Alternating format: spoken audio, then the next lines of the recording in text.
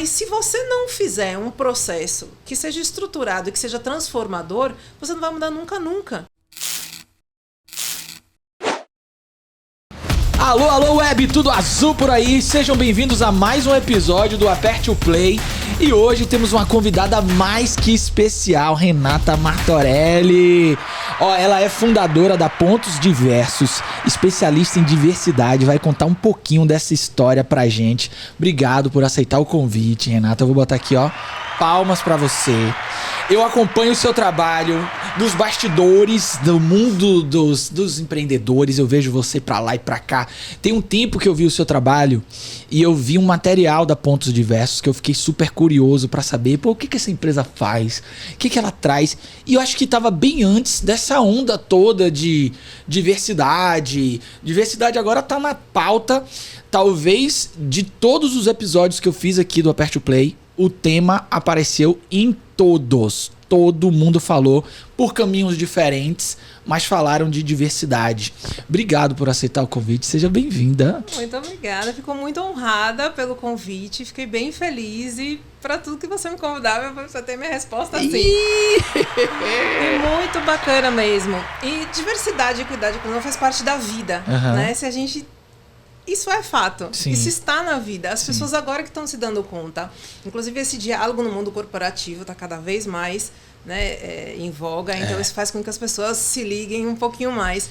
Mas a diversidade está na vida, é isso mesmo. E eu tô aqui para aprender com você. Porque se tem, para mim, um parâmetro de vida é o seguinte. Tudo que a gente vai se propor a fazer, que a gente se aprofunde, que a gente conheça. Então, eu tenho me aberto cada vez mais a conhecer mais sobre esse assunto, como é que eu posso evoluir. Eu sei que esse assunto tem muitos meandros, muitas questões. Isso é muito importante a gente falar sobre isso e ter seriedade ao tratar desse assunto, né? Eu acho que isso é crucial. E eu acho que esse episódio já está entrando para a história, viu? Seja bem-vindo oficialmente. Muito bom. Eu queria começar ouvindo um pouquinho sua história, né? Primeiro, como é que você veio parar na Bahia e um pouquinho de como tudo começou. Conte aí um pouquinho. Vou botar aqui a vinheta. Como tudo começou. Perfeito. Bom, falando o que você acabou de dizer, contextualizando aí um pouquinho, diversidade tá na vida, mas tá na vida na prática. É super importante a gente se embasar, a gente conhecer, a gente ter letramento sobre essa questão, mas mais que isso, se você quiser viver diversidade, você tem que conviver com a diversidade. Isso aí. Você precisa permitir que a isso que eu diversidade acredito. aconteça na sua vida. Eu acredito nisso. Porque enquanto a gente viver nas bolhas, nos nichos, nos nossos espaços confortáveis sociais, a gente não vai saber o que é diversidade. Exato. A gente só vai conhecer conceitualmente e não vai colher dos frutos do que é viver diversidade. Então, já vamos dar um ensinamento para todo mundo que tá ouvindo aqui, O melhor programa de diversidade que existe é a convivência, né? Perfeito, é isso mesmo. Muito bem. E agora, como tudo começou até chegarmos a Pontos Diversos? Eu fui uma garota muito privilegiada, paulistana, com acesso a tudo que eu podia ter. Nunca fui rica, mas também nunca me faltou nada. Então eu vivia, né? Estudei 16 anos na mesma escola, convivia com o mesmo grupo social por muito tempo. E não tinha muitas frustrações, né? Tinha um espaço de uma família estruturada, acolhedora. E quando eu prestei o vestibular, queria fazer medicina, porque eu sempre gostei de cuidar, eu sempre fui muito bem cuidada, então eu achei que cuidar era uma extensão, né, da minha entrega para o mundo. E a partir daí eu tive uma primeira frustração, que foi não passar no vestibular. Sim. E depois, em seguida, também perdi minha avó, que era uma figura afetiva muito forte. E aí eu tive uma depressão, né? Me dei conta de que eu tinha tudo. E por que a vida ainda não fazia tanto sentido para mim? E aí eu fui buscar me conhecer, para me curar. Eu fui conhecer o universo que estava no meu entorno, né? De compreender um pouquinho mais. Até para ver o que era talvez uma distorção da realidade do que eu vivia, né? O que era ali, se aquilo era realidade de fato. A jornada foi pra dentro, então. Foi pra dentro e olhando pra fora eu pude me reconhecer. Porque enquanto a gente só tá dentro, a gente não tem a dimensão do que é a realidade, do que é a vida, do que são as relações sociais, né? Porque a gente ainda tá nesse mesmo espaço, protegido ou não, né? Não necessariamente. E aí foi que eu comecei por uma atividade religiosa, né? Eu fui participar de um centro espírita, nessa busca, né, também interna. Fui buscar, eu estudei num colégio católico, né, tradicional, e fui conhecer, minha avó era espírita. Eu lembro que eu amava ir com ela, eu pegava um ônibus elétrico que tinha em São Paulo, e eu ia na Federação Espírita com ela. Eu adorava aquele lugar, eu achava muito gostoso, mas não tinha compreensão do que era. E aí também, por uma vocação, acho que por um apelo dentro do centro espírita, eu fui fazer um trabalho social. Sim. E aí eu fui fazer um trabalho dentro da favela do Heliópolis, que na época era a segunda maior favela da América Latina, e conheci a realidade social muito distante da minha, né? Sim. E conheci pessoas incríveis, pessoas geniais, pessoas que tinham muito a me ensinar. Então, quando a gente fala em aprender, aprender é uma troca. E quando a gente fala em diversidade, a primeira coisa que a gente tem que aprender, para aprender, é desaprender da onde a gente está, de que lugar. Porque a gente tem um repertório, uma amplitude limitada. Sim. Quando você convive com pessoas diferentes, o seu repertório amplia. Amplifica, né? Você consegue exponencialmente conhecer outras realidades e poder fazer seu universo muito mais rico, muito maior. E foi isso que aconteceu comigo lá. Isso me encantou de uma maneira muito bacana. Então, essa foi uma experiência muito, muito incrível, né, de diversidade. Não me dei conta que eu estava falando sobre diversidade ou vendo sobre isso. Fiz também uma experiência na faculdade. Entrei na faculdade, comecei a estudar, fiz faculdade de administração, concluí. E no último ano eu ganhei uma bolsa para estudar na Universidade de Salamanca, na Espanha. E lá foi a grande diversidade cultural, né? De conhecer. É uma universidade muito conhecida, né? Sim. Ela é antiga, né? Muito tradicional. É a segunda mais antiga do mundo. É mesmo? E eu entrei na universidade, o lugar que eu estudava tinha 3 vezes mais tempo que o meu país. Imagine aí. Então era uma tradição em pessoa de se respeitar em instituição, não em pessoa. E as pessoas que estavam ali eram jovens do mundo inteiro. Sim. Então, culturalmente muito bacana. O que também me deu um pouquinho de parâmetro do que eram os padrões sociais dominantes. Pra você ter uma ideia, eu cheguei lá, olha como só uma palavrinha, quando diz da onde você é, o território de onde você é, já fala sobre quem é você. Eu pegava, primeiro eu chamo Renata Martorelli, o nome de descendência italiana por parte do meu pai. E minha mãe é descendente de espanhóis. Então, né, essa coisa do imigrante que veio aqui pro Brasil. Primeiro que eu cheguei lá, as pessoas não acreditavam que eu era brasileira. Porque ou eu era negra ou eu era índia para ser brasileira. Sim. Ou um taxista, porque a cidade que eu morava era muito rica, ela era tombada pelo patrimônio, né, histórico. Então não passava carro, tinha um centro assim. Sim. Que você não circulava. Então, para a gente pegar, você tinha que pegar um táxi, que era onde tinham as faixas e onde passavam um ônibus. E uma vez um taxista perguntou assim para mim se eu não tinha medo de jacaré. Aí eu falei assim, jacaré? Como assim? Ele falou assim, gente, meu sonho é conhecer a Amazônia, só que conhecer as florestas e tal, mas eu tenho muito medo de jacaré. Eu falei, olha, eu, pra ser sincero, nunca convivi com jacaré. Eu vi no zoológico jacaré. Eu moro numa metrópole, eu moro em São Paulo. Gente, aí ele começou a dizer o que pra ele era o Brasil. Né? Pra ele era uma grande floresta. E culturalmente a gente saía, era jovem, queria conhecer todo mundo e tal. E a gente era assediada de uma maneira diferente, nós mulheres brasileiras. Sei. E aí eu passei outro dia na rua, perdoe a palavra, mas era o que era, um puteiro da cidade, chamava Brasil.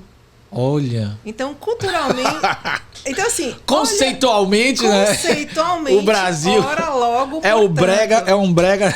Exatamente. Então, assim, foram experiências muito ricas para eu me situar no mundo, então no universo, né? Então eu me situando na minha família, no meu entorno, o que acontecia. Quando eu fui próximo ali, logo um bairro depois do meu próximo, eu conheci outra realidade socioeconômica dentro do mesmo país. Aí eu mudo, vivo uma experiência muito curta, fiquei só 6 meses, uma experiência cultural riquíssima, mas que fez eu olhar quem era o meu país de fora, como as pessoas viam. Isso é diversidade. E aí o quanto a gente valoriza ou desvaloriza determinadas coisas, e isso é fundamental para a compreensão de diversidade. Olha que legal. É saber quem está. Normalmente, quando a gente fala de diversidade, a gente fala de grupos, né, de marcadores sociais identitários que colocam pessoas em lugares privilegiados e pessoas em lugares onde elas são marginalizadas, estão normalmente excluídas dentro de um processo que dá acesso à garantia de direitos. Então isso é muito comum. Só que isso não está ligado só à questão socioeconômica. Não, isso é uma grande consequência, né, de um modelo econômico que gera desigualdade. Sim. Isso é um fato. Outra coisa é essa perspectiva cultural.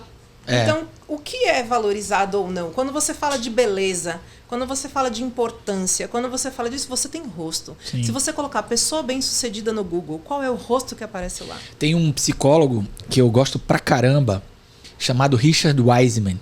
Ele fez uma pesquisa que ele comparava rostos com empregos. E era assim, simetria normalmente geravam melhores interpretações de cargo. E ali tem uma série de pesquisas do cotidiano assim para mostrar como essas questões realmente são construções de hábitos que criam esses vieses, essas interpretações da vida, do mundo. Isso não vem do nada. Isso vem de uma construção sócio-histórica que fez com que, por exemplo, populações fossem dizimadas, né? Seja a população indígena ou os africanos que foram escravizados aqui, né? Onde tiraram eles da origem. Então, isso é muito grave. Isso foi construído. Sim. Isso não foi uma coisa que aconteceu do nada. Então, isso tem um contexto econômico em especial, que, como eu disse anteriormente, gera uma desigualdade que coloca as pessoas em lugares de oportunidade distintos. E o grande desafio, você falou um pouquinho dessa experiência sua, eu me lembrei de uma coisa que eu vivi. Eu sou de uma geração, de uma época que a gente brincava muito na rua. E uma coisa que eu penso muito em relação ao meu filho, por exemplo. E a gente tinha eu morava numa rua que ela não tinha saída e era uma favela no final da rua. Então os meus amigos da rua eram os amigos da favela. Mas eu demorei para entender, em um determinado momento, quando a gente foi ficando mais velho, um pouco como era diferente o que eles viviam. Porque chegou um momento em que a minha vida foi para uma direção e a deles foi para outra direção. É claro que tinham nessa história alguns resilientes no conceito original que a psicologia traz, daqueles que rompem com aquele circuito social, mas boa parte deles esteve envolvida, por exemplo, com o tráfico de drogas, coisas que aconteciam naquela condição econômica que eles viviam. Mas eu demorei para perceber, mesmo vivendo ali, crescendo ali. Lembrei um pouco disso que você trouxe. São os espaços de privilégio, né? Exatamente. A gente ouve discursos muito preocupantes que falam de meritocracia. Né? Então, as pessoas não partem dos mesmos lugares. Não partem, assim. Talvez do território ali da sua rua era o mesmo espaço físico. No jogo, no baba, na rua, a gente era. Exato. Mas chegou uma idade que isso, de repente, ficou muito diferente. Porque eu estudava na escola particular, alguns não tinham acesso. E assim, depois alguns eu não via mais, e quando eu via já estava sabendo uma notícia de que tinha acontecido tal coisa, que tinha ido para tal lugar. E foi numa época que eu acho que estava começando essa coisa de facções e não sei o quê. Então alguns enveredaram por esse destino. É muito, muito doido isso, né? Você me lembrou um pouquinho essa história aí. Uma das falas que eu ouvi numa comunidade lá no Heliópolis foi assim: eu sempre fui muito, teoricamente, distraída. Eu sou um pouco desapegada das coisas, eu esqueço, eu largo as coisas nos lugares e tal. E aí eu tava lá num evento e precisava do meu RG. Pô, eu esqueci meu RG. Aí a menina disse assim pra mim: Renata, meu filho não pode sair na rua sem RG. Meu filho não pode sair na rua sem camisa. Sim. Meu filho não pode sair... Ela começou... Essa fala, eu esqueci. Sim. Ali nada acontecia comigo. Isso é difícil pra mim, sabia? A gente teve umas convidadas aqui que contaram isso. E eu contei que eu recebi uma vez na minha vida um baculejo. Baculejo, né? A quem não sabe aí, baculejo como é que chama em São Paulo? Tem um nome, né? Batida, uma dura, né? Como é que é? Levou uma dura. É que a polícia vai e revista você aleatório. Eu vivi isso uma vez. E eu fiquei imaginando, tem pessoas que tem que andar com a nota fiscal do celular no bolso. Porque se passar por uma situação dessa e tá com o celular no bolso e não tem a nota fiscal, é inimaginável para o que eu vivi, para meu lugar de privilégio, né? Sim, exatamente. E isso é muito cotidiano. Né? Isso é uma coisa que... E aí, de novo, né, a gente tem as estruturas sociais que perpetuam para que isso continue acontecendo. Então, a gente está falando de diálogos aqui, né, de histórias cotidianas, de novo, de duas pessoas que estão falando de um espaço de privilégio. Sim. Né? Não só de história, como de trajetória. E aí, voltando à sua pergunta, né, onde tudo começou e como eu cheguei aqui na Bahia, né? eu fazia faculdade de turismo também. Sim. E aí a professora dividiu, né, o trabalho nas regiões. E eu peguei aqui na Bahia. Sim. Cheguei desavisada, cheguei atrasada. Falei, você vai ficar com a Bahia. Sobrou a Bahia. Sobrou a Bahia pra você. E no meu grupo, né, enfim. E aí, essa professora, ela é incrível. Ela tinha 89 anos na época. Uau. E ela tinha várias faculdades, pós-graduação, E ela morava num kitnet em São Paulo, que eram só livros. Uhum. A cama dela era uma gaveta que ela puxava no meio da prateleira. Uau. Aí eu me lembro que ela tirou uma caixa, ela botou em cima da mesa, o que você precisa. E ela era muito minha amiga, me considerava o máximo por ser amiga de uma mulher tão incrível daquela. E aí um dia me convidou pra ir na casa dela, porque eu cheguei justamente atrasada nesse dia, e ela falou, depois vai lá em casa que eu te dou um material. Ela tirou uma caixa, botou em cima dela, o que você precisa saber da Bahia tá aqui, para fazer o trabalho. Uhum. Mas se você quiser conhecer a Bahia, você precisa ir para lá. E era o que, um livro? Era PRVG? Muitos livros, várias referências, enfim, revistas, eram muitas coisas que tinham na mesa. E eu vim para cá nas férias. Olha... E aí eu cheguei aqui, era para ficar uma semana, fiquei 15 dias, fiquei um mês, meu pai disse assim, volte que eu vou cortar seu cartão de crédito. Aí eu voltei, olha a história aí, né? Enfim, aí eu falei, essa terra é minha, eu vou morar aqui um dia. Demorei 12 anos. Estava num estágio de vida onde tudo que precisava ter conquistado, o que precisa ser feito. Então, daquele momento, né, que eu tive uma depressão, e aí eu continuei a vida, né? Sim. Fui buscando, achando sentido, buscando um propósito, né, do que eu tinha que fazer. E assim, eu fui seguir um script, né, do que era feito para a vida, para uma mulher na minha idade, enfim, no que eu vivia, e fui cumprindo. Muito jovem, por de novo acessando privilégios. Eu fui trabalhar na empresa do pai de uma amiga minha, que eu comecei por baixo, mas fui crescendo muito rápido. E aí fui acessando lugares de liderança, enfim. Sim. Me dando conta, né, que eu era uma mulher liderando 17 homens, né, com 20 e poucos anos. E aí o quanto eu tinha que mostrar que eu era mulher todos os dias. Que eu era capaz de estar naquele lugar, né, todos os dias. Eu era questionada, né, enfim. E depois a gente volta nesse assunto. Mas aí eu tinha tudo que fazia um checklist no que precisava ser feito, e mesmo assim estava faltando alguma coisa ainda. Era um pouco mais profundo do que aquela primeira depressão de uma frustração, né, de um lugar, mas essa era um pouquinho mais relacionada à razão de existência, a propósito mesmo, a de fazer sentido a minha entrega para o mundo, né? Eu sentia que o que eu fazia ali não era nada além de botar dinheiro no bolso de alguém, né, de dar lucro e enfim. E aí depois que eu vim pra cá, eu falei, eu vou lá. Eu vou pra lá. Aí eu tava querendo me separar, né? Minha mãe tinha feito uma cirurgia, eu larguei o trabalho, né, pra cuidar dela. Na época eu já trabalhava em ONG, né? Já trabalhava no terceiro setor. E aí eu vim pra cá. Cheguei aqui, não conhecia nada, nem ninguém, com nenhuma referência. E meu ex-marido trabalhava com açaí. Sim. Aí ele me deu uma força, a gente não estava brigado, assim, a gente estava só querendo se separar. E aí ele me ajudou muito, montei aqui, né, uma estrutura para vender açaí na Lapa. Eu empurrava carrinho na Lapa e toda paramentada, fui fazer um plano de negócios, fiz trabalhar na rua, coisa de higiene, vigilância, eu cumpri todos os protocolos. Imagina. Primeiro dia ninguém tava vestida de astronauta. Parecia um ET naquela Lapa, as pessoas me olhavam assim, falei, meu Deus, quem é essa mulher? E eu olhava para as pessoas com meu sorriso, aquela simpatia, meu Deus, o que tá acontecendo? Você sabe o que é isso? Eu sei o que é isso. Você não fez a integração direito, tinha que comer um misto quente na feira de São Joaquim.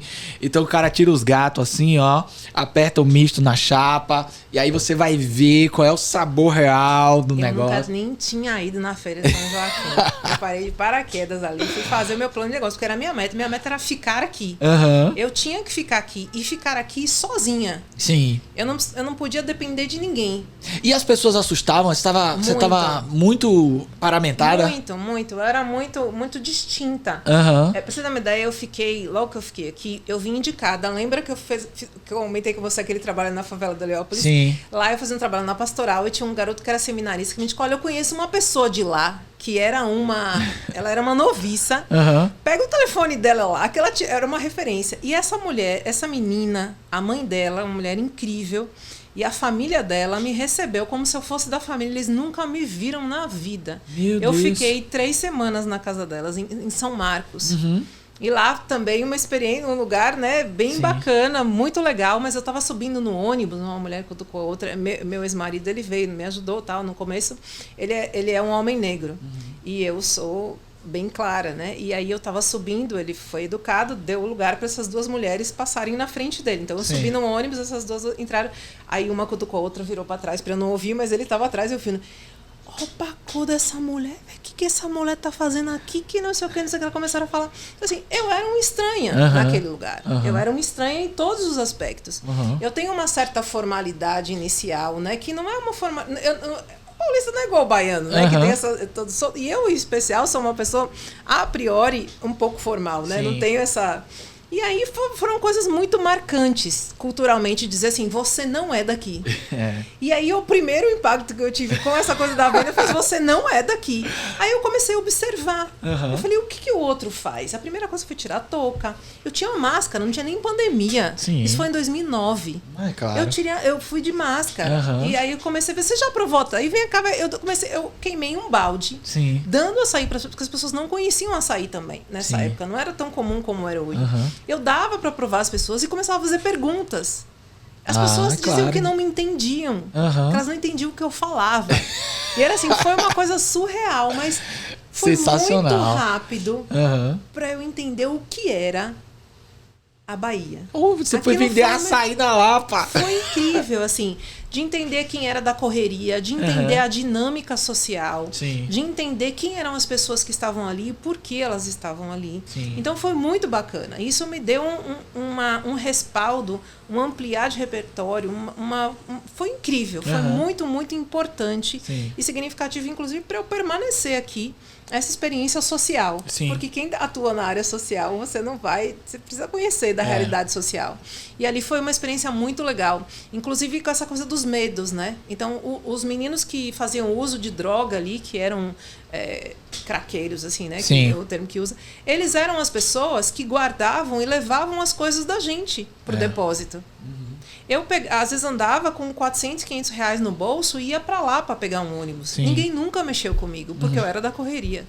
Porque eu era ali como todo mundo. Existe uma ética, né, do próprio ambiente, né? Exatamente. São os combinados daquele lugar, né? E mesmo você não sendo pertencente como eu era, né, como eu cheguei, você passa a incorporar o local se você faz parte dele de fato. Então, o viver aquilo ali, até as pessoas entenderem o que era eu, o que eu estava fazendo ali, as pessoas mal me conheciam. Eu passo na Lapa hoje, as pessoas me reconhecem. É mesmo? Na época, hoje eu tenho uma tatuagem na cabeça, então as pessoas me veem e me reconhecem, independente. Na época eu não tinha. E as pessoas me reconhecem. Porque as pessoas que estão lá são ainda os mesmos ambulantes que trabalham ali. Então foi muito incrível, foi muito importante. E de lá, depois minha mãe veio, né? Porque eu vim, vai dar certo mesmo, vi que eu falei, é isso mesmo que eu quero. Aí minha mãe veio pra cá. E aí eu fui morar em Stella Maris, né? Fiquei um tempo morando em Piatã. Fui morar em Stella Maris, também com uma outra coisa de paulista, né? Que é morar perto da praia. Enfim, mas aí eu fazia viagens incríveis. Eu trabalhei, né, nas Voluntárias Sociais da Bahia com qualificação profissional, com aprendizagem profissional. Aí fui conhecendo as pessoas, né? Foi uma oportunidade que eu tive, eu fui fazer formação, né? Eu preciso fazer network, preciso conhecer as pessoas, eu preciso trabalhar com o que eu quero, com o que eu gosto, com o que eu sou qualificada e tal. E aí fui fazer formação, fiz uma especialização. Aí numa formação que eu fiz de estudo de viabilidade econômica de empreendimentos solidários, que eu conheci Rita Rios, que me deu uma oportunidade para trabalhar nas voluntárias sociais. Era um programa super diferenciado, com jovens extremamente vulneráveis, e era um processo seletivo extenso, cansativo, e eu fiquei lá, e ela me convidou para dar uma aula, e eu fiquei lá, minha aula terminava 1h da tarde, a gente saiu 2h da manhã lá, corrigindo prova. E com o approach que eu tive com jovens, né, de pegar, né, vamos fazer o que precisa ser feito, ela disse, você vai coordenar esse projeto. Foi o meu primeiro trabalho aqui. Você que tem essa vivência, me permita te perguntar o quão cruel é esse abismo social que a gente tem aqui. É brutal, né? Por que falar de diversidade, equidade e inclusão não é só importante? É urgente, é necessário. Isso está pulsando socialmente há séculos. Sim. A gente precisa olhar para isso. Então, quando a gente fala em diversidade, a gente tem realidades que coexistem. Então, quando você falou aí dos algoritmos, tem reportagem, os algoritmos são preconceituosos. Não são os algoritmos, são as pessoas. Pessoas que fizeram, né? Exatamente. Então, só que não são as pessoas que fazem isso. Muitas vezes você falou de vieses, né? Os vieses são inconscientes, mas o processo de formação, como a gente já falou anteriormente, isso é muito importante a gente ter essa consciência, os processos de construção históricos, socioeconômicos são pensados. É um modelo de sociedade pensado, que é isso que a diversidade traz e aponta de que é urgente ser transformado. É porque a gente não para pensar que existem estruturas de poder a priori disso, né? Perfeito. É isso mesmo. Né? Então, essa estrutura de poder vem de um marcador que coloca as pessoas em determinados lugares, e esses lugares, para serem rompidos, como você falou, tem um ou outro que consegue romper e acessar outros espaços, mas isso é uma estrutura social que precisa ser diferente.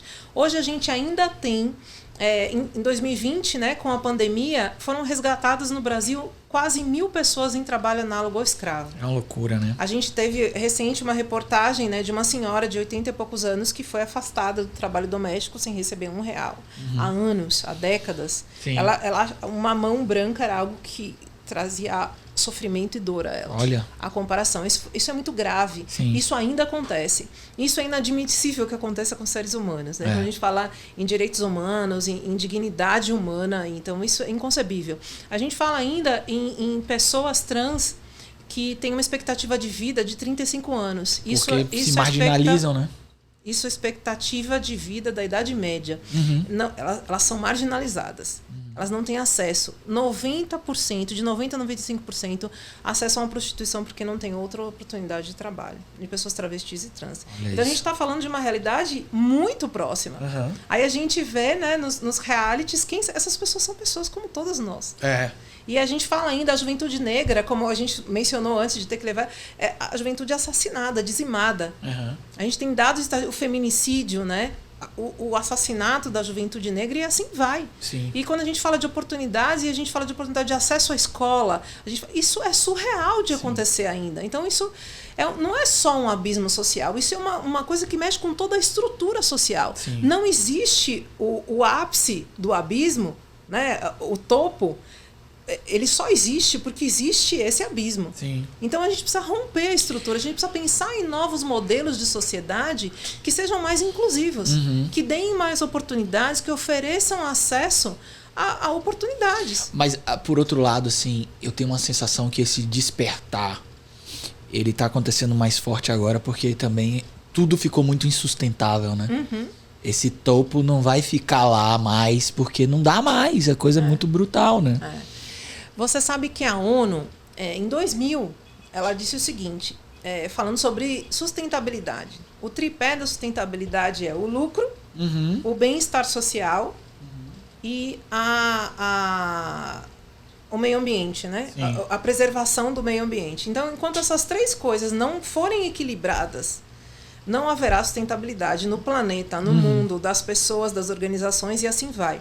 A gente tem movimentos, né, provocados, né, por esse movimento mundial. Então, isso não é de hoje, né? A sustentabilidade é um tema que vem acontecendo. E vai e volta, né? Responsável, e vem com outros nomes, de repente. Exatamente. Né? Então, a gente vai aprimorando, vai aprofundando e vai vindo na cara da gente muito. Né? Não dá para você fechar os olhos para que isso aconteça. A gente não pode mais naturalizar, ver criança. A quantidade de pessoas morando na rua na pandemia, as pessoas não tinham condição de sustentar, de dar comida para os seus filhos. Sim. Então, assim, isso é muito gritante. Né? Então, assim, aí a gente vê, por um outro lado, uma solidariedade muito grande, mas as ações estruturais que fazem com que isso se transforme, a fome é hoje. A solidariedade é necessária agora.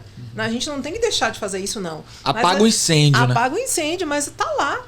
Quem são as pessoas que estão morrendo? Né? Quem são as pessoas? Então, isso é muito importante. E a gente tem que aproveitar a oportunidade. Porque qual é um grande caminho que a Pontos acredita, né? Falando da Pontos, a Pontos ela acontece para promover diversidade e para reduzir as desigualdades. Porque não dá para fazer as duas coisas separadas. Então, é importantíssimo a gente...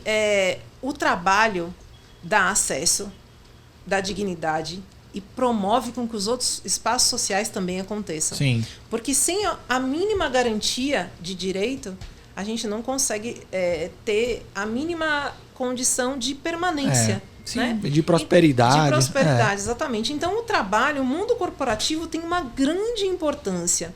E ele tem a faca e o queijo na mão. E por quê? E isso traz benefícios não só para essa questão estrutural, né? Essa mudança de modelo de sociedade. Quando a gente fala hoje, o que está em voga, né? Por que isso acontece? Falar de sustentabilidade. Hoje a gente tem o ESG também, né? O ESG. Que vem junto com essa... Com consequência, né? Porque quem trabalha com a diversidade, isso veio como consequência. Mas também são diálogos que acontecem desde sempre. Também oriundos da sustentabilidade. São movimentos mundiais. Hoje a gente tem 36% dos investimentos mundiais com investimentos responsáveis, né? Que eles vão para empresas que fazem para além do lucro dos acionistas. Isso. Esse é um ponto que eu tenho pensado ultimamente. E duas questões importantes. Eu acho que uma coisa que para mim é nova, que durante muito tempo as instituições elas moldaram vários aspectos da sociedade. Mas chegou uma hora, e tem até alguns teóricos e filósofos que amparam essa ideia, principalmente um chamado Gili Lipovetsky, que ele fala o seguinte, que a sociedade ela ficou magoada, irritada e rompeu com as instituições. As instituições pararam de responder à sociedade. E agora há meio que um movimento de cobrança da sociedade para com as instituições. Então acho que isso também é um reflexo talvez desse momento um pouco mais diferente do que foi no passado, esses temas. E somado a isso vem isso que você trouxe, que é o seguinte, hoje já começamos a ver objetivamente investidores que investem apenas em empresas que têm um comprometimento realmente maior com a sustentabilidade. Eu acho que essa talvez seja o grande negócio, porque aí tá mexendo no core, né? No centro da estrutura. Eu ver um Bill Gates falar assim, eu boto meu dinheiro, mas essa empresa precisa mostrar essa governança dela, essa questão da sustentabilidade, se é real ou não. E o que as empresas começaram a cair a ficha? Isso dá lucro. Isso funciona. Porque as pessoas sendo quem elas são, as pessoas tendo a oportunidade de mostrar, de entregar para o mundo o que elas têm de melhor, elas vão estar satisfeitas. Sim. Elas vão estar na sua melhor versão.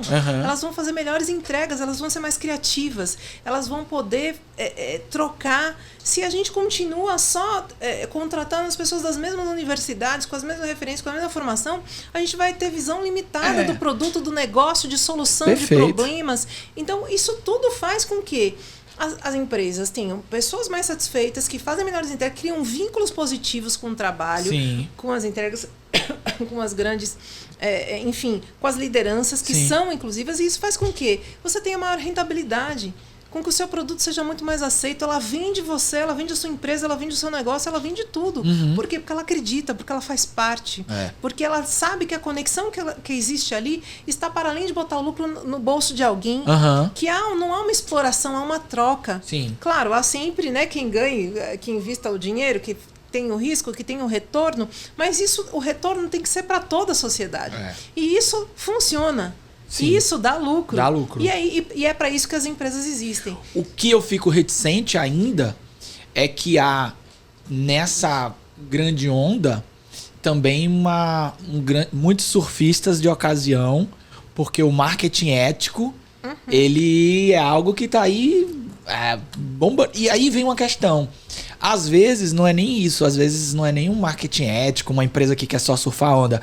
Às vezes é porque o tema diversidade é um tema complexo e a organização se estrutura de uma maneira mais simples. E aí ela entra em ambivalência, em contradição e por aí vai, né?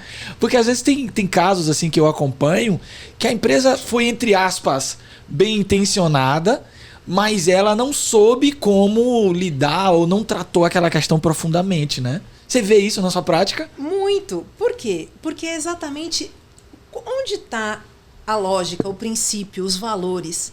Porque se a gente está numa empresa que resolve promover diversidade, mas ela treina o vendedor dela e o comprador para... Eu trabalhei muito no mundo corporativo, em cafezinho a gente ouve barbaridades do tipo, né? Vou dar exemplos bem assim, né? Do cara brincar com um colega que acabou de ter uma filha e dizer, e aí, já passou de... Como é que é? Passou de fornecedor para de consumidor para fornecedor. Sim. do tipo ou daquele que se vangloria, porque, porra, essa semana quebrei 3 fornecedores. Olha. Pra quê? Pra empresa ter mais lucro. Então, assim, eu tiro mais vantagem do meu fornecedor. Cadê a lógica? Você vai perder fornecedor, você vai quebrar a estrutura, você está quebrando as pessoas. Isso não funciona, isso não é sustentável. Então, assim, enquanto as pessoas não quebrarem essa lógica e começarem a entender que há uma conexão, uma coisa muito bacana, quando a gente vai estudando, aprofundando, né? São princípios muito simples. Uma coisa lá atrás da filosofia chama heresia da separatividade. Olha. Que traz a desconexão do ser humano com ele mesmo, com o outro e com o mundo. Sim. Enquanto a gente não se perceber essa conexão de que a gente, para se encontrar, lembra do comecinho daquela conversa? Sim. Então a gente se encontrar, a gente encontra no outro ser humano. E esse outro ser humano faz parte de um todo, que faz parte do universo, que somos todos um. E a gente vai lá nas culturas ancestrais africanas que trazem esses princípios, né? O Ubuntu, entre outras coisas. Isso é universal. Então são coisas que a gente vai se desconectando em função dos modelos econômicos, que há uma lógica construída para que isso seja desta forma.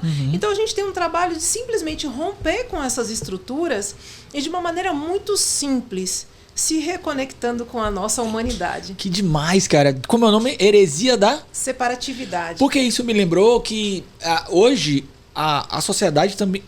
As pessoas precisam entender que a empresa são pessoas.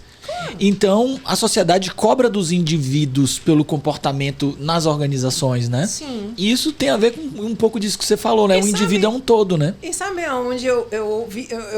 isso fez... Porque eu já tinha ouvido isso. Sim. Numa coisa, de um momento desconectado. Né? Era algo que era familiar. Mas quando eu ouvi isso, foi a professora Maria Lúcia Helena, numa aula que eu tive, numa formação que eu fiz com o Kiko Kinslansky, de propósito empresarial. Sim.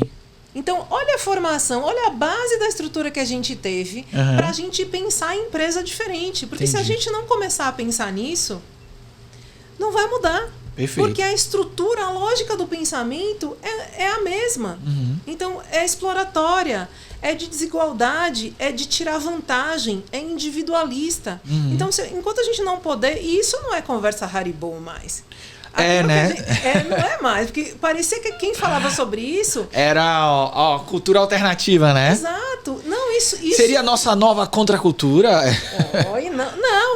Pra mim, isso é a cultura. É a cultura, né? Então, assim, cultura é diversidade. Falar em diversidade é falar em cultura. Porque também é um princípio de que não vai haver sustentabilidade. Não. Vai acabar tudo, né? Tudo. Então é isso. É sobrevivência. É a gente falar. E outra coisa muito importante é também falar sobre... É questionar, é provocar. As coisas são como são. Não são. Elas estão assim porque existe um contexto que faz com que elas estejam. Se eu quero algo diferente, o que eu preciso fazer diferente? Então, quando a gente vê os grandes programas, as grandes empresas que estão rompendo e fazendo e bancando, né? Porque você precisa bancar. Os que estão na frente vão ser... não sei se eu ouvi esse termo aqui na Bahia, que é aquela coisa do caranguejo, né? Quando um quer sair, o outro vai lá e puxa. A corda de caranguejo. Corda de caranguejo, exatamente. Então, existem muitos termos. Eu aprendi isso quando eu fiz uma formação em psicologia social. Sim. Quem é o bode expiatório que vai levantar ali e vai dizer... Grupos operativos, né? A gente precisa romper e alguém precisa sair na frente e dizer não, pode ser diferente e experimentar. A gente vê uma pessoa que nos apresentou a primeira vez. Sim. Foi Luiz França. Foi. Da Cortza. Foi. A Cortza é um grande acabouço de experiências, de que eu vi, de ouvir depoimentos das pessoas vivenciarem o que elas dizem. Porque as empresas estão contando muita história. É o que você falou. Sim. Divulgando, as marcas estão lucrando com isso. Sim. Só que o lucro acontece, tudo é muito volátil, né? Esse movimento é tudo muito volátil. Outro dia eu achei muito interessante uma pessoa dizendo, não existe mais planejamento de 5 anos. Hoje você não pode planejar, você planeja o mês que vem e tal. Claro, não, concordo. Em parte, como era feito antes, não mais. Sim. Mas se você não fizer um processo que seja estruturado e que seja transformador, você não vai mudar nunca. Então, há de haver um planejamento onde você mexe em estruturas e isso não se muda do dia para a noite. Então, você tem um processo de transformação que é aprendizado. Principalmente no que tange a mudança cultural, né? Não existe estalar de dedos, né? Então, quando você mexe em estrutura, né? Quando você fala do ESG, você está mexendo... Quando você fala da governança, necessariamente você tem que falar mexer na cultura. Com certeza. E essa cultura, ou ela perpetua, né? Ou você perpetua os padrões socioculturais dominantes. Então, por exemplo, você entra numa... A Avenida Paulista é muito típico isso, né? Você entra naqueles grandes prédios, né? Você vê quem entra ali, como é a entrada. Veja como é o hall de entrada de alguns prédios. É imponente, né? É aquele lugar enorme, e assim, luxuoso. Poder, né? Poder. O poder, é a demonstração do poder. Lá na Berrine. Pense. Então, assim, qual é o que se vende ali? Poder, quem acessa aquilo? E não há mal nisso. A questão é quem tem acesso a isso. E que uso faz desse poder. Entendi. Né? Então, assim, qual é o que se gera a partir disso? O problema não é o fato. É a consequência do que se faz e como se faz isso. É exatamente a gente ter a possibilidade de ter oportunidades, né? Exato, para todos. Para todos. Então, a Pontos, ela existe para todos. Quando as pessoas perguntam, mas você trabalha com o que mesmo? Né? Porque quando a gente fala em ONG, até a gente não é uma empresa com finalidade lucrativa. Nós somos uma organização sem fins lucrativos. Sim. E nós temos uma causa, nós temos uma missão, a gente tem um propósito. E para que esse propósito aconteça, a gente precisa exatamente promover essa alteração de estrutura. Sim. E a gente não faz isso sozinho. Então, uma coisa que a gente faz é gestão e governança intersetorial. Então, outra coisa super importante que as empresas estão se dando conta é dialogar com os outros setores. Sim. Então, vou dar um exemplo muito simples, falar de uma política pública, por exemplo, de mobilidade. Não adianta você... Se o engenheiro nunca andou de ônibus, ele não vai ser a melhor pessoa para promover o transporte público de massa. Nunca pegou do Lapa 2. Pois é. Então, assim, estou dando um exemplo muito simplório, né? De uma maneira... não sou especialista em mobilidade, mas estou dando um exemplo muito simples. Sim. Outro exemplo que foi muito marcante foi quando teve aquelas torres gêmeas, né? Quem eram as pessoas da inteligência americana? Não tinha um muçulmano. Quem era muçulmano e foram eles deram vários sinais. Se eles conhecessem minimamente a cultura muçulmana, eles tinham previsto uma série de sinais que deram para que aquilo pudesse ser evitado, não tivesse a dimensão que teve. Enfim, e assim vai. Enquanto a gente não tiver essa permissão para que outros, para que todos tenham garantia de direitos. E quando a gente fala garantia de direito, o trabalho é a ponta. Sim. A gente está falando de coisas que são básicas. Eventualmente, o trabalho tem tanta coisa antes, né? E as empresas perceberam que, para que ela possa atuar, ela precisa dialogar num lugar de igualdade com a sociedade, com as políticas públicas, porque não existe sociedade, não existe a parte, não existe empresa e sociedade aqui. A empresa faz parte da sociedade. Então, a intersetorialidade. Então, por muitas vezes, eu percebo que, às vezes, algumas empresas não gostam de contratar ONGs. Sim. Quem é especialista em social? É a empresa? Entendi. Mas você sabe que isso que você está falando, para mim, é algo muito importante até para reflexão. Porque esse autor que eu falei, o Lipovetsky, ele fala o seguinte, que é como se as organizações hoje também estivessem tentando ocupar um lugar que a sociedade meio que se decepcionou tão profundamente e que, de fato, precisa ser resgatado. Que é esse lugar social, é o lugar também de público, lugar público. E eu acho que isso que você está falando é muito importante, que é um diálogo verdadeiro. Claro. Porque antes existia um diálogo nos stakeholders, mas a gente está falando aqui de um diálogo profundo, né? Um diálogo de abertura, né? E mais que isso, são coisas muito simples. Vou trazer uma questão que também são os pontos delicados que você falou, da dificuldade de fazer. Eu sou uma mulher branca. Nada impede de eu falar sobre a questão racial. Só que eu vou falar da questão racial do meu lugar de branquitude. Sim.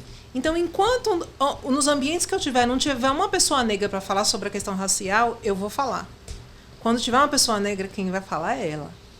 Porque ela sabe o que é essa questão. Sim. É essa pessoa que vivencia, que sabe, que teve uma vida inteira sendo uma pessoa negra, que vai falar sobre o que é ser uma pessoa negra.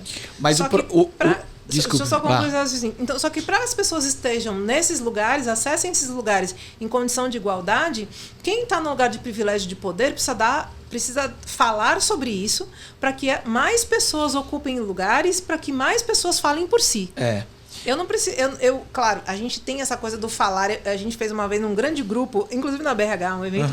Ele disse assim: eu fico chateado que eu não posso falar sobre, por exemplo, eu sou um homem hétero, eu não posso falar sobre a questão LGBT. Aí, assim, quem disse que você não pode falar? Você pode, mas você tem que falar para que mais pessoas LGBT estejam lá para falar por elas. Exato. Mas enquanto elas não estão, você que está... E ele tinha razão no que ele estava dizendo sobre esse aspecto. Você pode falar sim, mas você não pode falar por elas.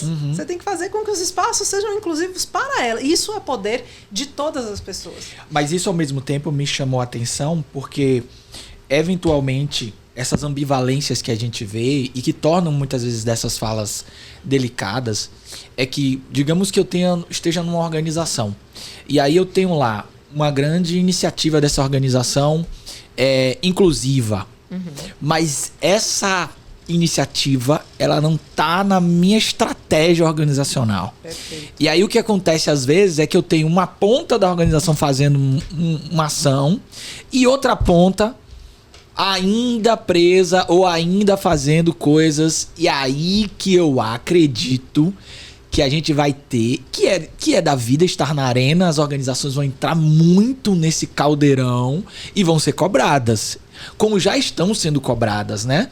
É porque eu não gosto de citar nomes no podcast, mas tem um caso aí de uma instituição financeira que fez um baita trabalho de inclusão e de repente fez uma campanha muito grande falando de meritocracia no seu processo de atração de talentos. E aí ficou uma fala meio... Sim, desconectada. Desconectada. Mas é isso. Não tem aquela frase... Acho que é de Klotter, que ele diz assim, que a cultura come a estratégia no café da manhã. É Peter Drucker. É Drucker, pronto. Então, o que acontece? É exatamente isso. Só que faça. Pelo menos faça, né? Dê o primeiro passo. Porque aí quando você fizer o outro, você fala, pô, não é por aqui. Eu aprendi, eu estou em evidência por conta desse fato. Quando eu faço isso, pô, é isso. Mas aí eles têm medo de cancelamento. Mas é isso. Enquanto a imagem vier antes do valor, então qual é o valor? Mas há uma mudança cultural que precisa errar. Precisa fazer errado para você se dar conta. Sim. Agora, se o cancelamento demais isso, hein? É demais, mas é isso. Não, demais é incrível o que você tá falando. Não, mas é isso, é demais. Mas é isso. Tem que errar, né? A gente precisa fazer. A gente só aprende fazendo. Não dá pra só ter conceito. Entendi. Não dá pra só fazer... Mas o conceito de estratégia empresarial é essa coerência de fato. Sim. Mas o que vem antes da estratégia? O que de fato diz da cultura? Quando a gente fala da identidade, né? Eu fiz uma formação em antroposofia que era exatamente, ela falava sobre a empresa é um organismo vivo. Sim. E ela compara a condição humana, né? E ela fala da identidade, das relações, dos processos e dos recursos. Então, a identidade é essa perspectiva da cabeça, do pensar, do agir, de quem direciona o caminho. Mas a minha perna só vai caminhar se tiver esse comando, fizer sentido. Eu preciso organizar o que eu estou sentindo, quais são as relações, o que pulsa. Se eu tenho uma liderança que está desconectada, que ainda está um pouco fora, ela precisa ser... Quem é que está ordenando? Sim. Qual é o valor que faz com que, na hora que eu tenho dúvida, diz o caminho é este? E aí vem também uma coisa que está muito em voga, que é essa lógica do propósito. Com que propósito? Para que existe a minha empresa? Sim. Ela existe para transformar que vidas? O que ela entrega para o mundo, de fato? E quando você começa a buscar essas respostas, algumas coisas passam a não fazer mais sentido. Entendi. E aí vem essa perspectiva do questionamento. Vamos fazer. Tá todo mundo fazendo, mas por que estão fazendo? Da onde vem? Por que eu vou fazer? Isso tem a ver com a minha empresa? Isso tem a ver com o meu negócio? Então, quando a gente fala de diversidade, aí quando você fala da estratégia, é super pertinente. Que estratégia de diversidade eu vou promover que tem a ver com o meu negócio? Para que ela continue acontecendo. Porque senão eu vou fazer uma ação pontual que ela vai ter começo, meio e fim. E vai ser fora de contexto. Exatamente. Então é super importante que as empresas comecem a enxergar. Por quê? Porque vale a pena.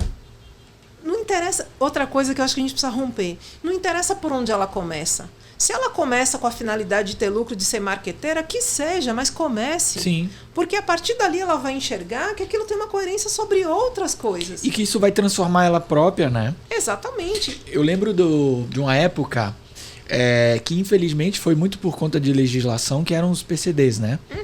E tinha... Eu lembro que eu trabalhava numa indústria e a ideia era fazer a conta. Era matemática. Era do tipo, quanto iria custar versus quanto de problema... Quanto, se a de multa problema. Era a que... questão do problema da multa, né? Sim. Mas quando o processo aconteceu, foi tão transformador, tão incrível, que parecia que era outro lugar, assim, sabe? Sim. Olha o quanto é importante, né? Agora, outra coisa que é muito simples. Eu acho... Um dos processos de inclusão mais incríveis que tem é com pessoa com deficiência. Porque ela aponta pra gente todas a nossa rigidez. Sim. O quanto a gente fala, mas isso não é assim? Eu sempre aprendi assim, todo mundo faz assim.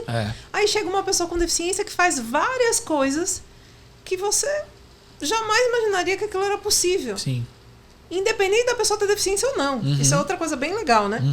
E aí, outro discurso que é bem perigoso, mas que por esse cerne do que a gente está falando, não é endeusar ou supervalorizar, ou dizer, nossa, olha que incrível, ele é uma pessoa cega e consegue fazer tal coisa que uma pessoa que enxerga não consegue. Ele ouve muito melhor. Não, são questões que a gente está falando, é um ser humano que tem determinadas limitações, porque a deficiência traz uma limitação, de fato, sobre um aspecto, mas a pessoa não é a deficiência. Assim como nós não temos habilidade para admitir, não estou comparando habilidade com deficiência, é outra coisa.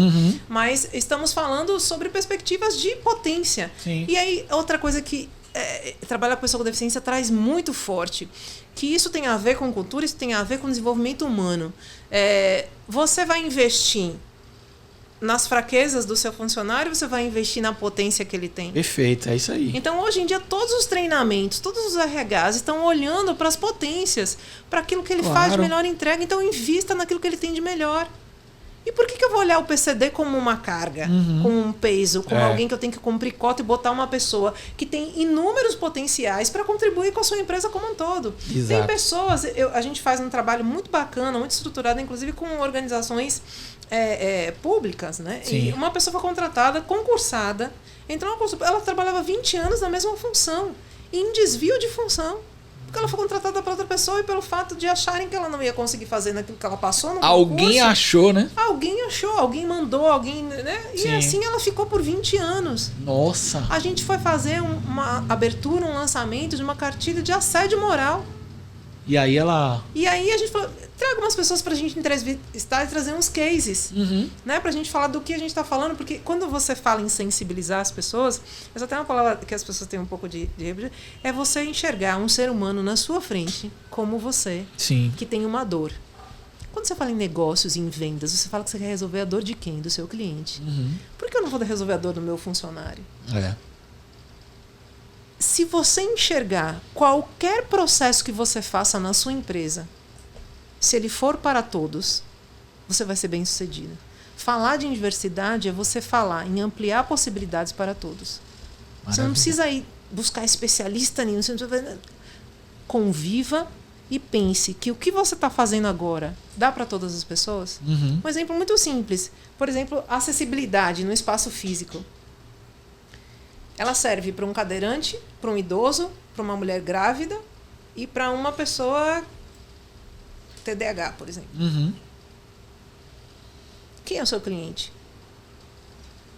Eu acho que foi o Simon Sinek que fala, né? 100% dos funcionários são pessoas, 100% dos clientes são pessoas. Se você não gosta e não quer entender pessoas, não é para você fazer negócio. É isso. Por que eu vou me preocupar? Eu não quero contratar uma pessoa trans porque eu vou ter que resolver. Como é que eu vou resolver a situação do banheiro? Vai ter gente fazendo. Você pensa no banheiro, Silvio? Você está vendo uma mulher trans. Você vê uma mulher. Há uma mulher na sua frente.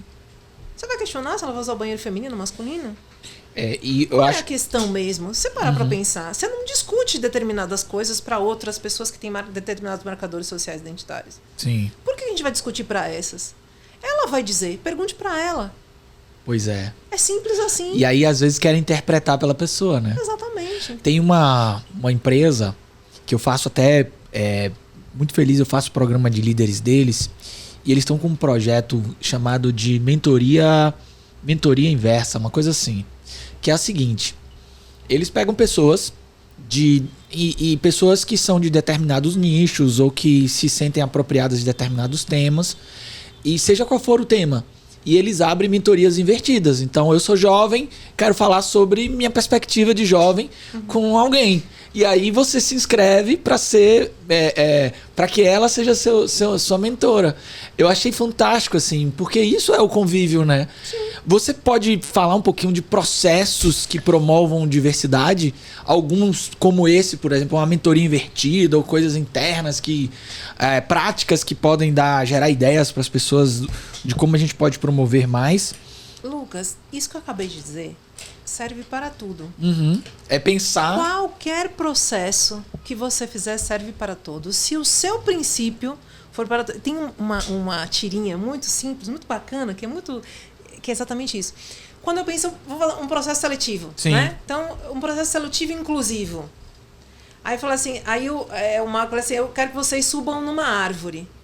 Aí tem lá embaixo um elefante, um macaco, um peixe, e o processo é subir na árvore. Quem vai conseguir subir na árvore? O macaco. E os outros? Ficaram de fora. Eles têm condição de trabalhar na empresa? Então, por que eu subi na árvore? Eu vou questionar o subir na árvore. Entendi. Eu vou questionar sempre o meu processo. Não existe um processo que você diga, esse aqui é bacana. Por exemplo, vou dar um exemplo muito característico do quanto é perigoso a gente dar essas fórmulas prontas. Sim. Por exemplo, a entrevista às cegas. Que virou meio que um clichê, né? Todo mundo fazendo. Por um aspecto é bacana, porque você não tem aquilo, como eu lhe disse, né? Quando você vê uma imagem, você já traz muitas coisas por trás daquilo. Sim. A imagem, assim como o território, né? Você vê um currículo, você fala o bairro que a pessoa mora. Você já tira conclusões de muitas coisas a partir de um bairro. Sim. A mesma coisa com a imagem. Mas quando você quer promover ações de promoção da igualdade, as pessoas não partem do mesmo lugar, aquilo que a gente estava falando antes. Se você quiser promover ações de promoção da igualdade, o seu processo seletivo não pode ser igual para todos. Isso então aí. Você precisa a equidade, ter... né? Aquela pessoa que não vai ter aquele currículo bacana porque ela não teve as mesmas oportunidades de alguém que estudou fora, de alguém que fez, enfim, fez curso de idiomas, que estudou nas melhores universidades, mas o que você precisa dessa pessoa? Então, se você faz um currículo às cegas, você vai continuar escolhendo as mesmas pessoas. Perfeito. Então, você precisa ter... a dica que eu dou, né? Vamos falar assim, processos diversificados e igualitários quando você quer promover para todos e específicos para quando você quiser incluir quem está fora. É isso aí. Então, cada caso é um caso, cada situação é uma situação. O que tem que basear para você é esse princípio para todos. Sim. Quem pode, o que eu estou fazendo, vai excluir determinado grupo social? Se eu quero incluir determinados grupos sociais especificamente, eu fiz uma avaliação, eu fiz um diagnóstico na minha empresa, vi os grupos sociais e eu vi que um determinado grupo não existe na minha empresa. Aí eu faço uma ação específica e exclusiva para aquele grupo. Sim, sim. Então, algumas isso é preconceito, teve até ação judicial. Isso é surreal. É hilário. É a mesma coisa de falar de o que é doido, o que eu acho doido de alguém fazer uma ação judicial, que é talvez a mesma pessoa que para outra questão use o argumento, não, é uma empresa privada, pode fazer o que ela quiser. Mas quando é num tema que ela... Existe, são coisas assim que... Mas é importante que essas coisas aconteçam para chamar atenção para assuntos que não são na nossa pauta. Outra coisa muito importante para quem quiser trabalhar com diversidade, busque outras referências. Sim. É de indicação. Conviva com pessoas que têm repertórios outros e diga quem você está lendo. Com pessoas de um grupos sociais diferentes do seu. Quem você está lendo? Eu quero falar sobre questão de racismo. Quem são os escritores negros? Legal. Dessas referências que você citou, por exemplo, ou que eu cito, quantas vezes a gente cita Você sabe que isso me incomoda pra caramba no tema, por exemplo, liderança. E eu venho estudando muito e eu tô escrevendo sobre isso. Eu sinto muita falta de um pensamento brasileiro. A gente importa muito uma ideia gerencial, muitos conceitos, mas existem especificidades que eu vejo no dia a dia dos trabalhos que eu faço que não tá ali, que não tem uma referência. Então eu sinto muita falta disso também. Então eu acho que você falou tem toda a razão. Existe. Às vezes é porque não tá na minha bolha. Exatamente. E aí também tem uma outra coisa que é o que é comercial, o que é vendável, o que está no seu Instagram. Passa a seguir, porque isso tem a ver com o nosso... Parece o que a gente consome.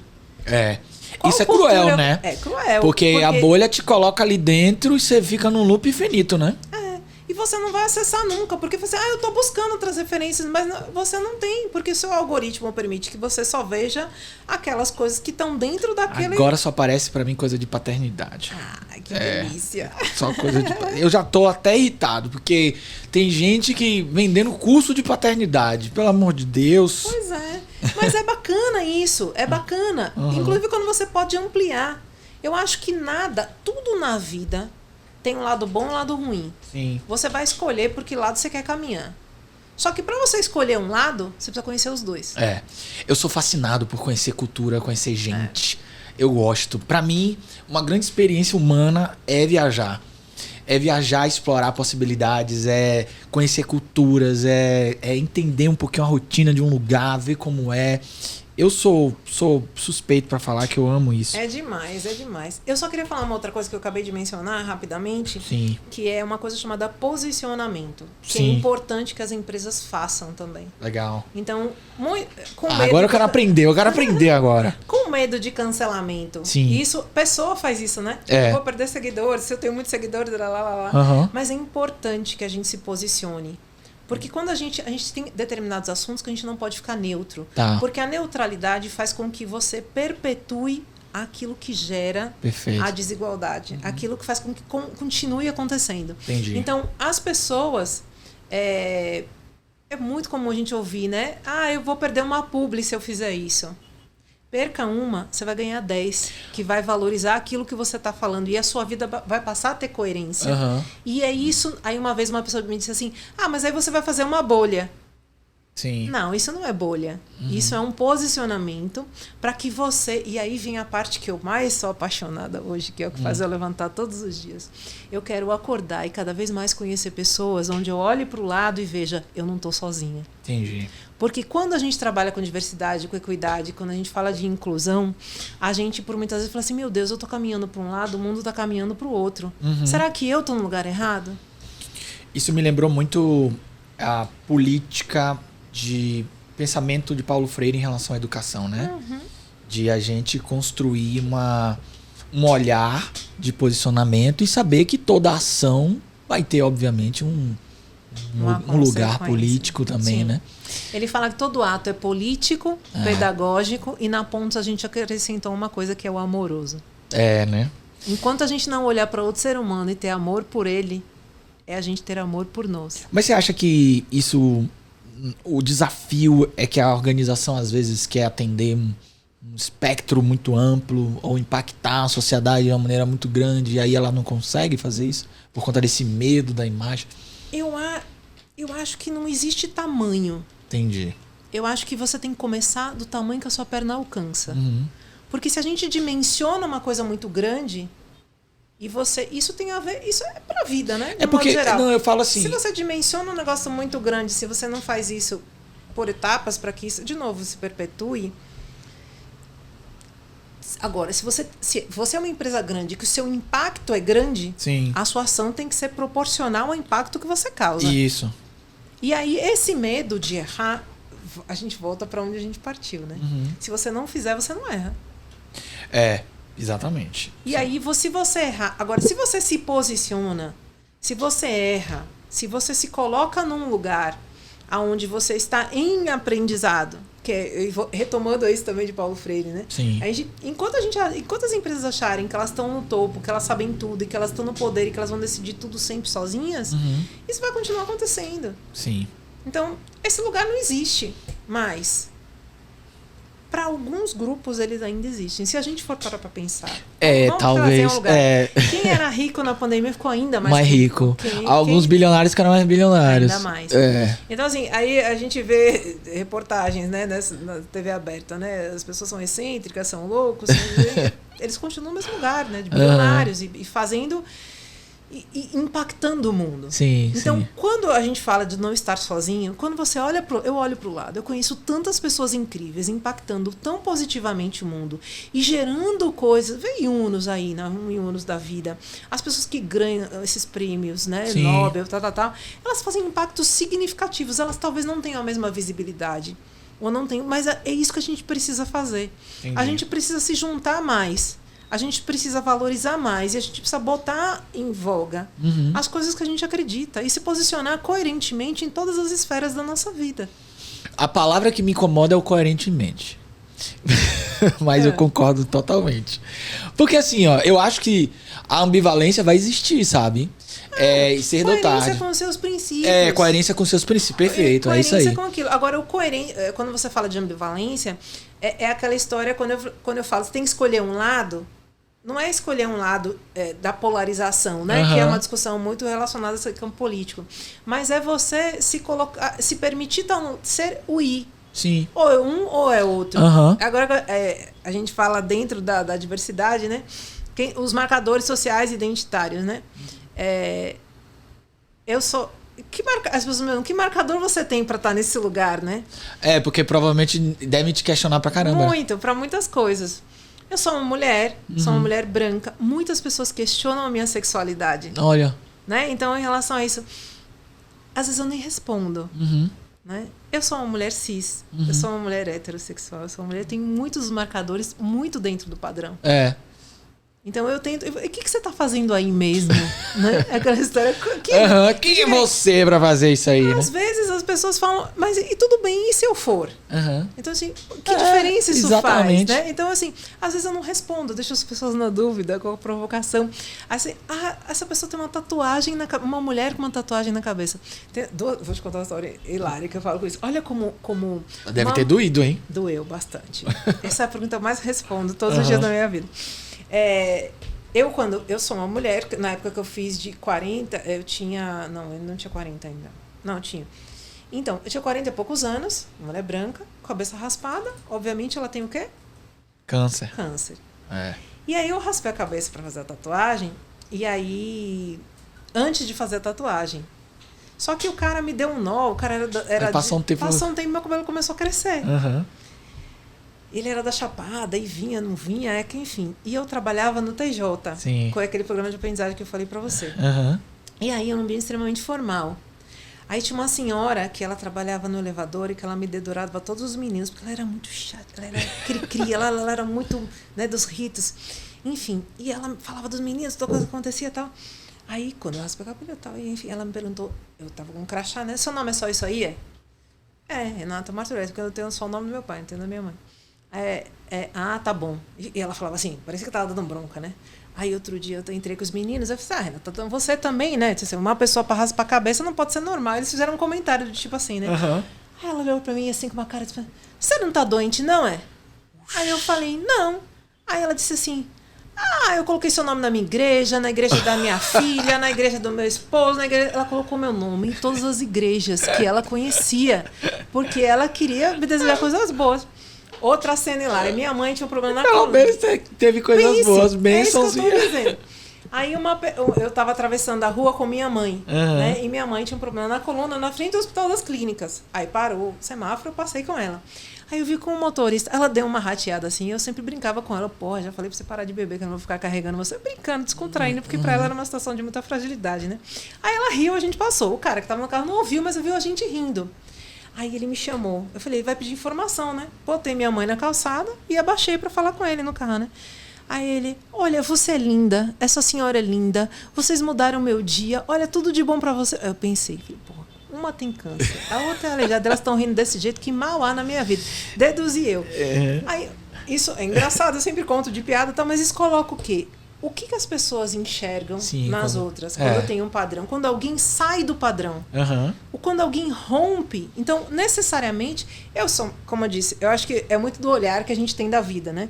Eu tenho um olhar muito... Eu procuro olhar as coisas com afetividade, com bom humor, com alegria. Sim. Porque a vida já é dura demais, né? A gente enfrenta uma série de coisas, não eu necessariamente por alguns aspectos, e por outros sim, né? Todos, né? Cada um sabe a dor e a delícia, né? De ser o que é.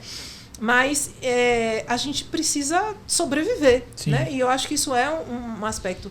Mas existem pessoas que não conseguem fazer isso. E quando elas não conseguem, elas externam aquilo que está dentro delas. Então, quando a gente convive com a crueldade, com a violência, isso cotidianamente, então a violência é algo que é muito... Aí a gente ouve algumas pessoas falando de alguns militantes ou de algumas pessoas que têm uma postura um pouco mais agressiva, né? Então, de novo, de um lugar de privilégio, eu posso ter uma reação dessa. Mas e as pessoas que estão todos os dias ouvindo, por exemplo, dos seus cabelos? Isso não é bacana, né? Então a gente precisa tomar um pouco de cuidado. Eu concordo totalmente com você. Quando eu, por exemplo, eu falo sobre a ambivalência, é que ao mesmo tempo eu acredito que todos nós também estaremos nesse outra posição, assim, de construção de juízos e estereótipos e etc e tal. Mas eu acho que você tem toda a razão, assim. Mas, Lucas, um lado positivo, enquanto você achar que você está em contradição, você está aprendendo. Exato. Você só pode mudar o seu posicionamento se você entrar em contradição. É isso. E isso é um processo de aprendizado. Eterno aprendiz. Eterno. Mas aí você... Bom, me reposicionei a partir daí, então deixa eu buscar outra incoerência aqui. Exatamente. Aí você se reposiciona sobre aquilo, mas é importante. Eu acho que isso é um ato constante, assim, de refletir sobre, peraí, mas eu me vejo machista, eu me vejo racista, eu me vejo tal coisa. Eu preciso refletir, pensar. Você sabe, eu sempre conto essa história. Eu fui fazer uma palestra para tinha acho que 1.000 pessoas na palestra. Foi online com o pessoal do Sebrae. E antes da pandemia, e aí tava passando em vários países de língua portuguesa. E aí eu falei, eu gosto muito de coisa geek, nerd, e eu gosto muito de Star Wars. E tem uma coisa no Star Wars que é uma tradução que era feita do The Dark Side. E na tradução, lá dos anos 80, era o lado negro da força. E eu fui fazendo a palestra, eu fiz uma referência, o lado negro da liderança. E aí a palestra seguiu. Uma pessoa, quando terminou a palestra, minha esposa me ligou, falou, você falou isso? E aí eu falei, eu tava falando de Star Wars. E aí uma pessoa comentou, muito bom palestrante, tirando o comentário racista. E aí o Sebrae me ligou, falou assim, você quer que a gente faça alguma coisa? Eu falei, não, deixa, eu preciso aprender. Sim. Eu vou responder e eu preciso entender como, às vezes, a maneira como eu aprendi, eu preciso refletir e desaprender. E eu acho que é isso, sabe? Somos incompletos e seremos vulneráveis se queremos mudar. Quando eu estava falando esses dias com a Maria Brasil sobre branding, acho que a gente chegou meio que a essa conclusão. As organizações também serão vulneráveis, né? Se elas forem atuantes nesse campo, é você realmente abraçar a vulnerabilidade. Sim. E saber que você vai ser eventualmente contraditório, ambivalente, porque é do humano isso. Claro, é do humano. Sem dúvida. Quando a gente abraça a todos, o todos inclui aqueles que a gente também não lida bem. E esse é um ponto difícil e duro, né? Tem um aspecto muito bacana que fala da integralidade humana. Voltando para né, essa integralidade. Enquanto a gente tomar decisões onde que ela seja apenas racional e faz o nosso coração doer, alguma coisa está errada. Sim. Se eu tomar uma atitude que faz com que eu não consiga botar minha cabeça no travesseiro à noite, tem alguma coisa errada. Então, vamos provocar. Vamos se colocar nesse lugar de vulnerabilidade. Quando a gente ouve... Eu fiz um podcast também com Bia, né, da Bianca Ramos. Sim. E ela trabalha sobre essa lógica da felicidade, né? Se a gente não se reconhecer nesse lugar de vulnerabilidade, a gente não se permite a felicidade de ser inteiro. Sim. Então, Jung já fala isso, né, do lado da sombra, né, da luz e da sombra. A gente é inteiro. Para que a gente tenha o amor, a gente precisa ter a raiva. para que a gente saia do lugar, a gente precisa de uma pulsão. A gente precisa acolher os nossos sentimentos e no âmbito do pensar, acolher a nossa ignorância. Isso. Ninguém é capaz de compreender tudo que existe no mundo. Por isso que, de novo, né? Talvez a gente tenha, quando mais especialista a gente quanto mais, a gente vai ter sobre aquele aspecto um conhecimento bacana, né? Ter o que ensinar. Mas tem muita gente que tem muito que aprender, que ensinar pra gente sobre outros aspectos. E isso é tão simples, né? Isso é tão simples. Por que quando a gente leva isso para as instituições, as instituições não podem ser vulneráveis? Como você mesmo disse, são feitas por pessoas. Então, as lideranças estão carregando um peso ainda, por incrível que pareça, de não errar, de não reconhecer, de não perguntar. De super-heróis, né? Isso é surreal, né? Então, até quando? Né? Então, até a gente chegar lá. Sempre. Olha só, eu queria agora o momento do Lego. Bora. Ó, eu vou começar, tá? Eu vou mostrar aqui. Enquanto você falava, eu fiquei assim, refletindo e montando. E eu acho que a diversidade foi representada aqui por todas essas peças que estão em várias direções, em vários formatos. E elas todas estão sendo observadas para se conectarem. Então aqui nós temos alguém que está olhando todo esse universo de possibilidades e que tem a capacidade, instrumentos para conectar isso tudo. Então, ouvindo a sua fala, eu acho que eu imaginei você e o seu trabalho como esse farol que olha todo esse lugar, que cuida, né? Que mostra direções. E é isso, esse foi meu Lego. E a diversidade representada pelas peças diferentes. Muito bom. Sua vez agora, sua vez. Olha, eu fiz aqui no meu.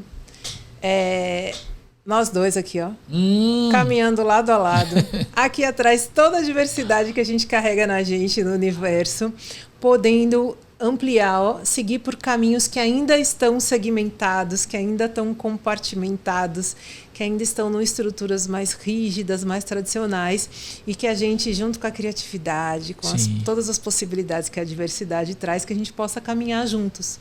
Que a gente caminhe com mais pessoas. Isso aí. E que sejam todas as pessoas. Uau! Gente, ó, que aula, hein? Que aula tivemos hoje. Eu quero que vocês escrevam aí o que vocês aprenderam. Renata, obrigado. Eu queria que você deixasse para as pessoas como é que elas acessam você, como é que elas se conectam com você. Aprendi pra caramba hoje. Acho que esse podcast podia durar, pode ter mais, viu? Tá bom. Pode ter mais. Eu quero mais. Outras. Eu quero mais, que eu quero saber qual açaí vendia mais. Eu quero saber mais detalhes sobre a pontos diversos.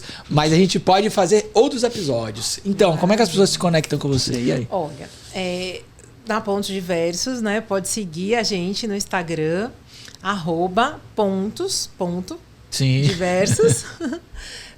O nosso site, ele ainda tá, a gente está sempre mudando, fazendo muitas coisas. Lá no nosso site, www.pontosdiversos.org. E o meu é Renata. Não, olha eu, que péssima. @Martorelli. Agora não sei. Ai, que péssimo. Não sei se tem ponto, Renata. A gente escreve aqui. Martorelli, pronto. A gente deixa escrito aqui. Renata Martorelli, procure lá. Você vai ver uma mulher linda que nem eu, com a cabeça tatuada, você vai me achar. Olha, se vocês quiserem aí trazer diversidade, debates, temas para suas organizações, projetos, Pontos Diversos fazem um trabalho maravilhoso. Acompanhem, compartilhem esse podcast. E é isso. Eu vou fazer Gostou? Amei, adorei. É sempre delicioso conversar com você. Eu já te ouço muito, interagir com você é uma novidade muito bacana. Obrigado por tudo. Muito honrada, eu acho necessário. Sim. Acho que a gente tem que falar sobre as coisas que estão acontecendo aí. E falar assim, nesse bate-papo, sem medo e, enfim, tentando, experimentando. Web, muito obrigado vocês que acompanharam esse podcast. Compartilhem, mandem pra todo mundo que você acha que vai se sentir impactado. Escrevam nos comentários, mandem mensagem pra gente. Obrigado, até a próxima. Valeu, fui, tchau.